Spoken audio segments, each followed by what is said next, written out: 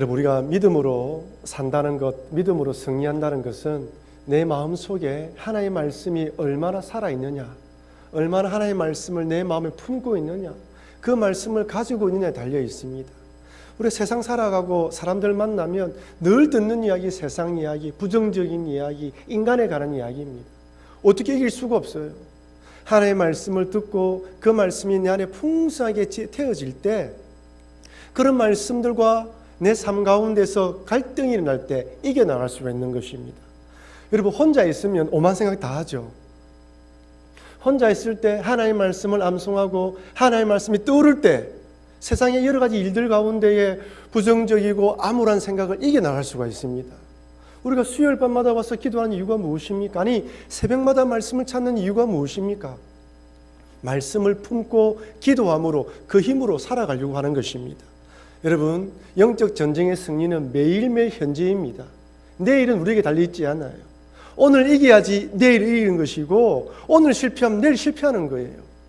또 감사한 것은 하나님이 매일매일 오늘이라는 시간을 우리에게 줘요. 어제 실패하더라도 오늘 이 자리에 승리하면 또 이겨나갈 수가 있는 것입니다. 저는 여러분들이 한 3일 동안 어떤 삶을 살았는지 알지 못합니다. 치열한 영적 전쟁 가운데에 가정에서, 직장에서, 사업터에서, 학교에서 인간관계로 여러 문제들로 힘들어하신 분도 있을 것입니다. 내 힘으로 이길 수 없습니다. 말씀을 듣고 기도할 때, 성령 안에 충만할 때 그것을 이겨나가는 것이고, 그 힘으로 살아가는 우리 모든 그리스도인이라는 것을 잊지 마시기를 바랍니다. 여러분, 간혹 버스터미널이나 기차역에서 표를 끊고 이 차를 기다리다가 큰 대형 전간판에 뉴스를 볼 때가 있지 않습니까?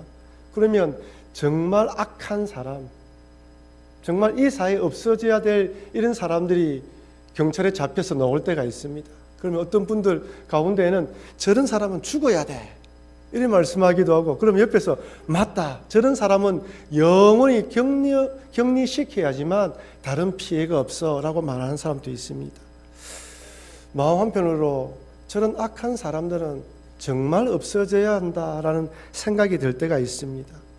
그런데 하나님께서는 동일하게 악인에게도 선한 사람에게도 비를 내려주시고 햇빛을 비춰주십니다.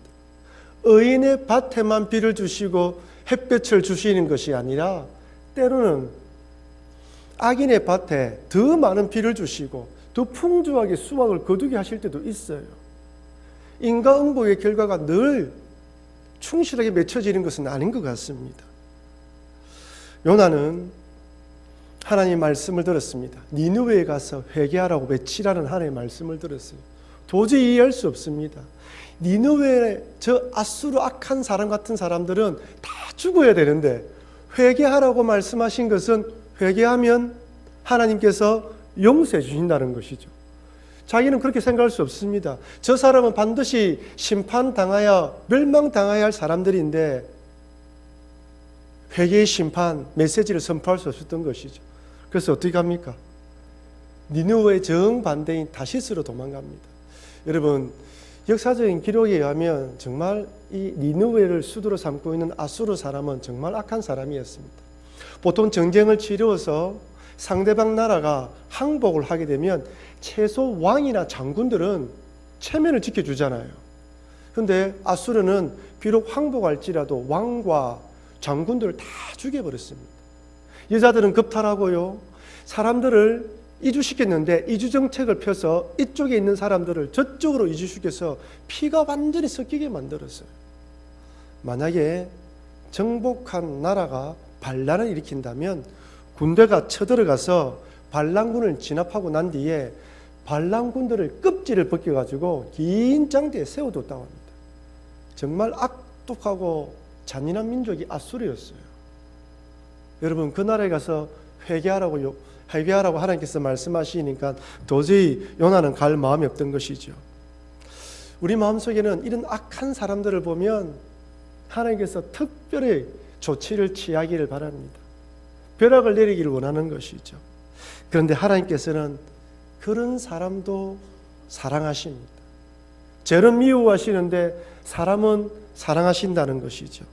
오늘 본문을 보면 아브라함의 두 번째 부인을 할 수 있는 하갈이 임신하자 교만해져서 안주인 사례를 멸시하였고 그 결과로 학대를 받아 도망치게 됩니다. 어찌 보면 자업자들에게 할 수 있는 것이죠. 아무리 임신했다고 여종인데 주인을 멸시하면 안 되는 것이지 않습니까? 자기가 만든 결과입니다. 그런데 이렇게 도망친 하갈을 하나님께서 찾아가셔서 위로하시고 문제를 해결해 주십니다. 그리고 그 하갈을 통하여 이스마엘이 탄생하는 것이죠. 저 아랍에 지금 또 유대인들과 이 아랍 사람들이 충돌하고 있고 기독교와 이슬람들이 충돌하고 있으며 피의 보복이 끊이지 않는 그 후손, 이스마엘의 후손들이 이스마엘이 태어난 배경이 바로 이와 같습니다. 어찌 보면 만약 그 당시 그때 하갈이 죽었더라면, 이스마엘이 태어나지 않았더라면 이 세상의 역사가 어떻게 변했을지 우리는 알지 못합니다.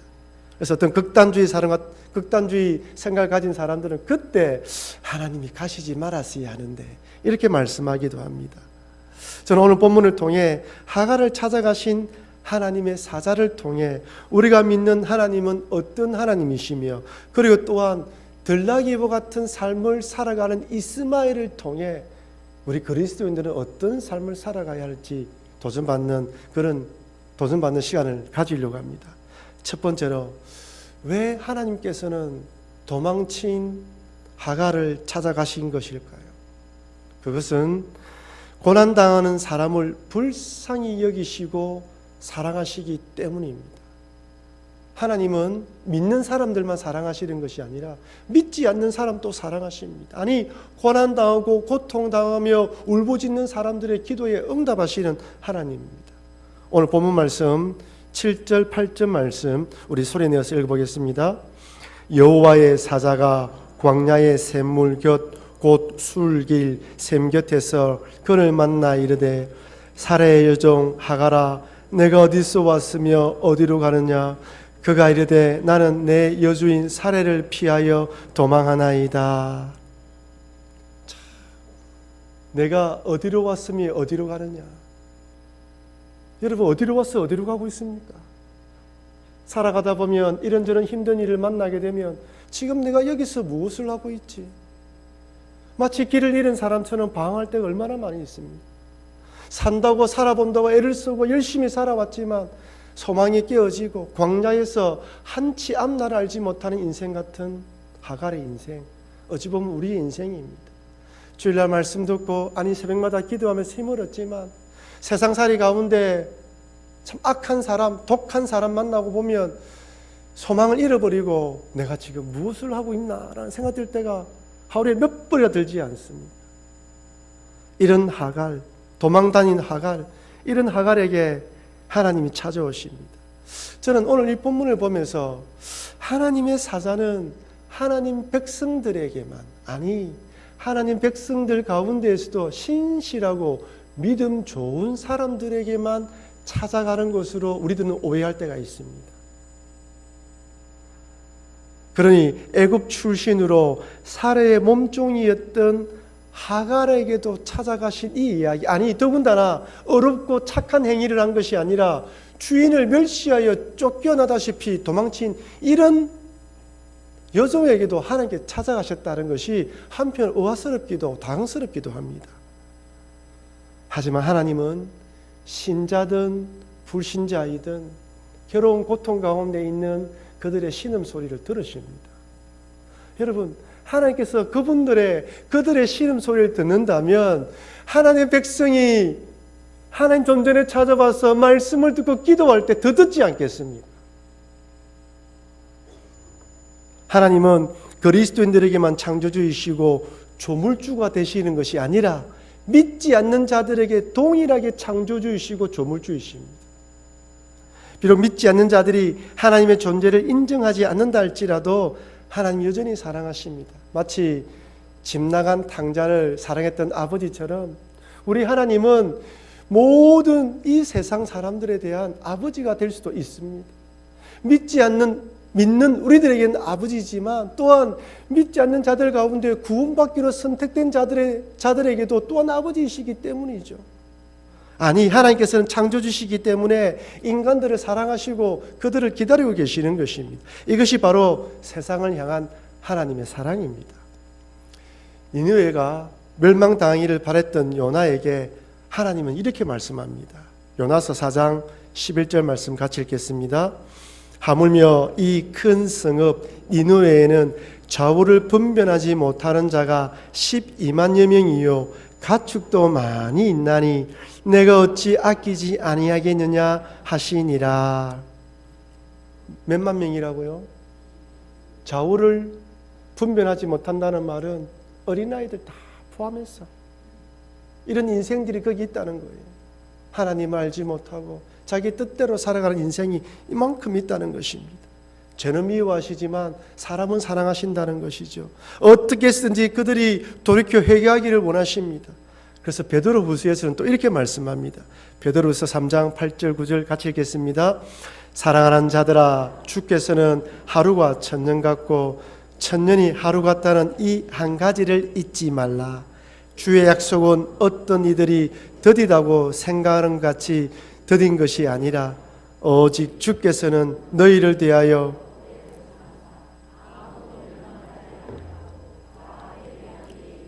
원하시느니라. 아멘. 이것이 하나님의 진심입니다. 하나님의 본 마음이에요. 하나님이 세상을 이처럼 사랑하셔서 그들도 돌아오기를 원하십니다. 그러나 여러분, 지금도 하갈처럼 얼음에 처한 자, 니느웨 같은 악한 도시라도 불쌍히 여기시고 인내하시는 그 하나님께서 여전히 모든 세상 사람들을 사랑하신다는 걸 잊지 마시길 바랍니다. 우리들도 사랑하시고 인내하시는 하나님으로 사실 이 자리에 앉아있게 된 것입니다. 만약 하나님께서 우리에 대한 인자하심을 또 오래 참으심을 거두어 버렸다면 우리 또한 이 자리에 앉아서 예배 드릴 수 있는 사람은 아무도 없습니다. 하갈을 찾아가셨던 그 하나님께서 나를 찾아왔으면 잊지 마시고 늘 감사하시는 여러분과 제가 되길 바랍니다. 이렇게 하갈을 찾아간 하나님의 사자는 하갈에게 여주인 사레에게로 돌아가라고 말합니다. 16장 9절입니다. 여호와의 사자가 그에게 이르되 내 여주인에게로 돌아가서 그 수하에 복종하라. 여러분, 재미있는 것은 이게 복종하라는 히브리어 단어가 6절에 사레가 하갈을 학대하였더라고 할 때 그 학대하였더라는 히브리 단어와 동일합니다. 즉 하갈 네가 사레에게 돌아간다 할지라도 여전히 사레가 너를 어떻게 한다고요? 학대할지라도 어떻게 하라고요? 복종하라는 뜻이에요.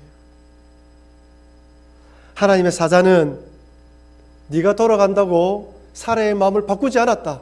고난이 있을지라도 이겨내라고 이야기를 합니다. 우리들은 고난과 환난이 찾아오면 하나님께서 상황과 환경을 바꿔주시거나 그 고난의 문제를 해결해 주시기를 원합니다. 예, 얼마든지 하나님께 그렇게 할 수 있어요.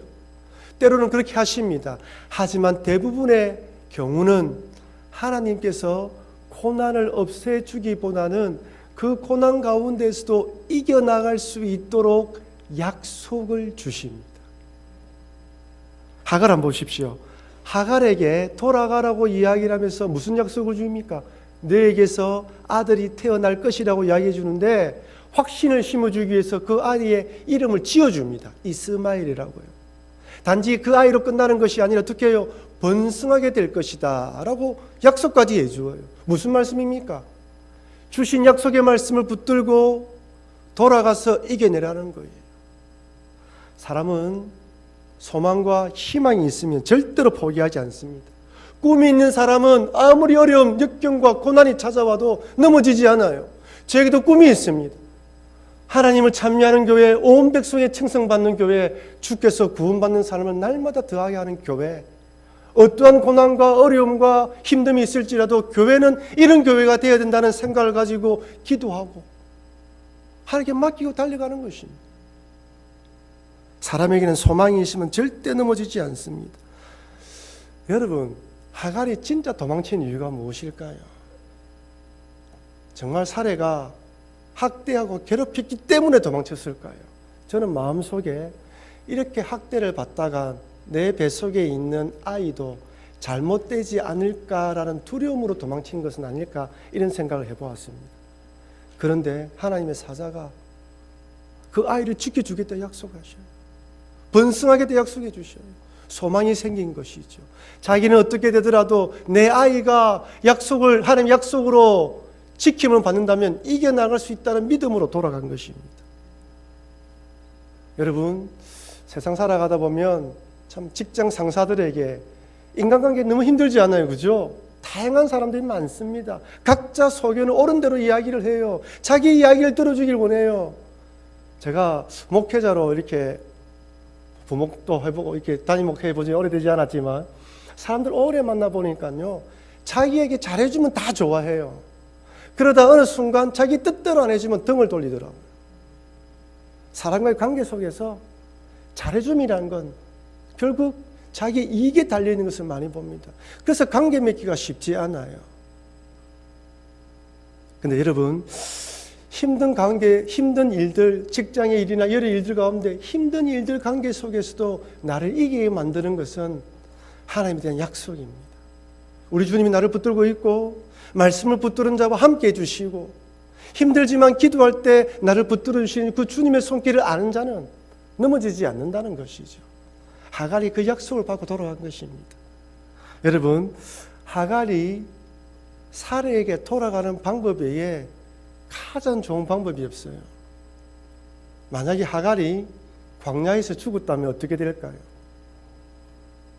아브라함은 자신의 어린 두 번째 아내를 맞이하여 임신해놓고도 그 아내를 지키지 못한 참 파렴치한 남편이 되는 것이고, 여주인 사례도 자기가 앞장서서 그 여종을 남편에게 주어서 아기를 가지게 해놓고도 지키지 못한 못된 사람이 돼요. 하갈은 교만해져서 아무 대책도 없이 도망쳐서 자기도 죽고 자기 아이도 죽게 만드는 그런 나쁜 사람이 되는 것입니다. 세 명 다 실패한 인생이 되는 것이죠. 하나님의 사자가 가서 돌아가라고 말하지 않았다면 문제가 해결되지 않습니다. 이처럼 하나님께서는 우리의 인생을 지켜보시고 고난 가운데 찾아오셔서 문제를 해결해 주시는 하나님을 오늘 본문의 말씀을 통해 우리에게 교훈해 주시는 것입니다. 하갈 같은 인생도 도와주시는데 하물며 하나님 백성이라 인정받는 우리들 기도하면 하나님께서 반드시 도와주실 것을 믿으시는 여러분과 제가 되길 바랍니다. 둘째, 하나님의 사자는 하갈에서 태어난 아이의 이름을 이스마엘이라 지어줍니다. 11절 말씀 같이 한번 소리내서 읽어보겠습니다. 여호와의 사자가 또 그에게 이르되 내가 임신하였은즉 아들을 낳으리니 그 이름을 이스마엘이라 하라. 이는 여호와께서 내 고통을 들으셨음이니라. 여러분, 하나님의 사자가 이름을 직접 지어줘요. 얼마나 놀라운 일이에요. 애굽의 여종 하갈이에요. 하나님을 믿는지 안 믿는지 모르는 여자예요. 그에게도 찾아오셔서 이름을 지어주신단 말이에요. 이스마엘이란 이름의 뜻이 무엇이냐면 하나님이 들으신다는 뜻입니다. 하나님이 들으신다. 무슨 의미입니까? 여기엔 두 가지 깊은 뜻이 있어요. 첫째는 하갈에게 주는 뜻이 있습니다. 하나님께서는 고통당하던 하갈의 부르짖음을 듣고 앞으로도 들으신다는 것을 이스마엘이라는 이름을 통해 주시는 거예요. 너 고통당하고 있는 거 내가 보고 있었다. 듣고 있었다는 것입니다.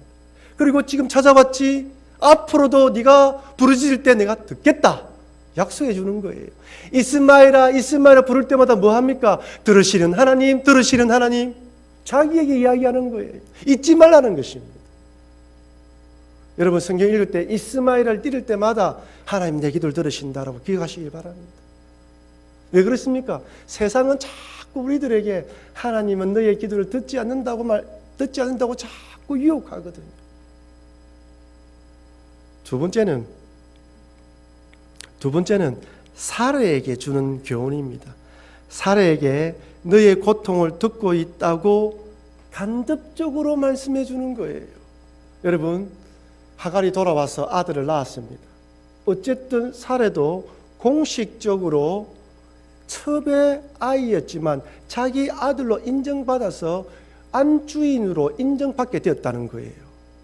그러면 그도 이스마엘을 불렀을 것입니다. 이스마엘을 부르면서 무슨 생각을 했을까요? 하나님께서 들으셨다. 여러분, 사례는 하나님이 자기의 기도를 듣지 않는다고 생각했습니다. 창세기 16장 2절입니다. 사례가 아브라함에 이르되 여호와께서 내 출산을 허락하지 아니하셨으니, 자기 몸에 더 이상 임신할 수 없다는 것을 깨닫게 되었을 때 무엇을 생각했습니까? 하나님이 더 이상 내 기도에 응답하지 않는구나. 하나님께서 내 기도를 외면하시는구나. 하나님은 더 이상 내 기도에 응답하지 않아 라고 믿었어요. 그래서 하갈을 아브라함에게 주어서 아들을 갖게 만든 것입니다. 자신이 이제 더 이상 임신할 수 없다는 것을 알았고 하나님께서 자기의 기도를 듣지 않는다고 단정한 것이죠. 그런데 하나님께서는 이스마엘을 주시면서 간접적으로 뭐라고 이야기합니까? 너는 듣지 않는다고 생각하지, 나는 너를 듣고 있어. 네가 생각하기에 네 몸에서 임신할 모든 것이 끊어졌기 때문에 내가 역사하지 않는다고 생각하지, 아니야, 틀렸어. 나는 그럼에도 불구하고 기적을 통하여 아이를 낳게 하는 분이야. 하나님 듣고 계신다는 거예요. 사례에 딱 닫혀있는 불신앙의 마음을 이스마엘이라는 이름을 통하여 계속에게 듣게 만들어서 네가 틀렸다는 걸 인식시켜 주는 것입니다. 하갈에게는 학대당할지라도 참으라고 말씀하시면서 이스마엘이라는 이름을 주셨다면, 사라에게는 비록 늙어 임신할 수 없을지라도 기적적으로 임신케 될 그날을 기다리며 인내하라는 의미로 이스마엘이라는 이름을 주셨습니다. 그러나 여러분, 하나님께서는 이스마엘, 즉 들으신다는 걸 잊지 마시고 어떤 힘든 일, 어려운 일을 만난다 할지라도 하나님께 기도하시는 여러분과 제가 되길 주의 이름으로 축원합니다. 여러분, 성도가 넘어지는 것은 기도하지 않기 때문입니다. 육체가 피곤한다 할지라도 기도해야 됩니다. 기도 자리에서 떠나는 순간, 기도의 시간이 줄어드는 순간, 그 다음부터 우리의 영성도 떨어지고 말씀 있는 것도 떨어지고 모든 것이 떨어지게 되어 있는 거예요. 어떻게든지 말씀 읽는 자리, 기도하는 자리 달려와서 하나님을 바라봐야 됩니다. 왜? 하나님께서 들으시는 하나님이시거든요. 마지막으로 하나님께서 이렇게 태어날 이스마엘이 어떤 삶을 살아갈 것인지 이렇게 말씀해 줍니다. 12절 말씀 우리 소리내서 같이 읽어볼까요? 그가 사람 중에 들나귀 같이 되리니 그의 손이 모든 사람을 치겠고 모든 사람의 손이 그를 칠지며. 아멘. 들나귀입니다. 들나귀 같은 인생이에요. 들나귀는 그 당시 야생 나귀들을 말하는데 아라비아 지역에 많이 서식했는데 발이 빨랐다고 합니다. 문제는 고집이 셌대요. 길들이기가 쉽지 않았다는 것입니다. 자기 마음대로, 자기 하고 싶은 대로 끌어도 지 고집대로 가는 게 들나귀였대요. 이스마엘의 삶이 그렇다는 것입니다. 번성하고 풍요롭게 많이 번성하겠지만 어떻다고요? 자기 마음대로 살아가는 인생이라는 것입니다. 사사시대의 말을 빌린다면 자기 소견에 옳은 대로 살아가는 인생이라는 거예요. 이 말은 단지 이스마엘 후예들에게만 주는 말씀이 아니라 하나님 믿지 않는 모든 사람들에게 주는 말씀입니다. 세상 사람들 보십시오. 자기 자신이 기준입니다. 자기 생각이 진리라고 믿고 주장하는 사람들이에요. 하고 싶은 대로 뜻대로 살아가는 것이죠. 여러분, 아브라함의 자녀로 태어난다고 할지라도 모든 사람들이 약속의 자녀가 되는 것이 아닙니다. 하나님의 말씀에 매여 사는, 하나님의 말씀의 뜻에 살아가는 그런 사람이 아니라는 것입니다. 죄송하지만 모태신앙으로 태어난다고 할지라도 그 신앙이 구원받는 신앙이 된다고 보장할 수 없다는 것이죠.